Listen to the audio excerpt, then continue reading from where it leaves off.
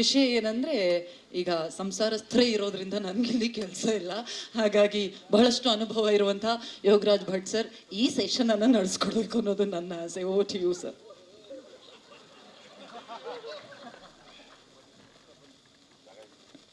ದಾಂಪತ್ಯ ಜೀವನದ ಬಗ್ಗೆ ಮಾತಾಡೋದಾದರೆ ಈಗ ಇದ್ರಲ್ಲಿ ಯಾರು ಸೀನಿಯರ್? ಪ್ರೇಮ್ ಸಾಹೇಬ್ರೆ ಸರ್. ಈ ಸಂದರ್ಭ ಬಂದಿತ್ತ ಸರ್ ಬದುಕಲ್ಲಿ?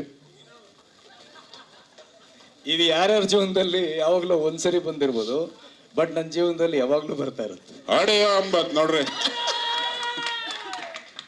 ಅದೇ ಬಿಟ್ರೆ ನಾನು ಕೇಳ್ಬೇಕಂತಿದ್ದೆ, ಈ ಸಾಂಗು ನಿಂಗವ್ವ ನಿಂಗವ್ವನ ಅಥವಾ ನಿಂಗವ್ವ ನಿಂಗವ್ವನ ಎರಡು ಅಂದ್ಕೊಳ್ಳಿ. ನನಗೆ ಡೌಟ್ ಇದ್ದಿದ್ದು ಅದೇ. ತುಂಬಾ ಅದ್ಭುತವಾಗಿ ಬರ್ತಿದ್ದೀರಾ, ತುಂಬಾ ಚೆನ್ನಾಗಿದೆ ಬಿಟ್ರೆ. ಮೇಡಮ್ ಅವ್ರಿಗೆ ಕೊಡಿ, ಪಾಪ ಹಾಡು ರಿಲೀಸ್ ಮಾಡಿದ್ದು ಸುಮ್ಮನಾಗ್ಬಿಟ್ಟಾರೆ ಥಂಡಿಗೆ. ಮೇಡಮ್ ಯಾವ್ದಾದ್ರು ಚಳಿಗಾಲದಲ್ಲಿ ಈ ಥರದ್ದು ಒಂದು ಸಂದರ್ಭ ಬಂದಿತ್ತೆ, ದಿನ ಬರುತ್ತೆ ಅಂತ ಹೇಳ್ತಾರೆ ಅವರು.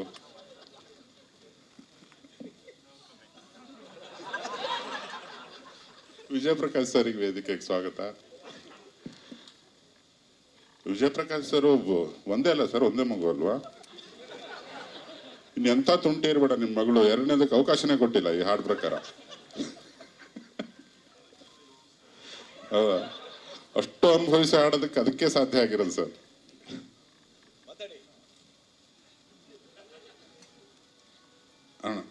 ಈ ಒಂದು ಸಂದರ್ಭ ತರುಣ ಅಲ್ಲ, ಅಲ್ಲಿ ಹಿಂಗ್ ಹೋಗ್ಬಿಡೋಣ. ಹಿಂಗೆ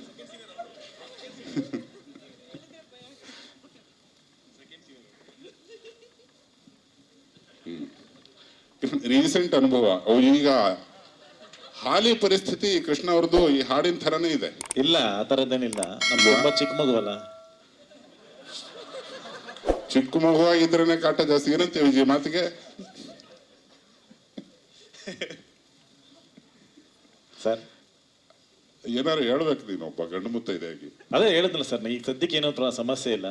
ಹಾ, ಇನ್ನು ಮಗು ಚಿಕ್ಕದು, ಮುಂದೆ ಸಮಸ್ಯೆ ಬರುತ್ತೆ ಅಂತ ಕನ್ಫರ್ಮ್ ಆಗಿ ತೋರಿಸ್ತಾ ಇದ್ದೀರಲ್ಲ. ಹಾ, ಅದಕ್ಕೇನಾರ ತನ್ನ ಕಡೆಯಿಂದ ಪರಿಹಾರ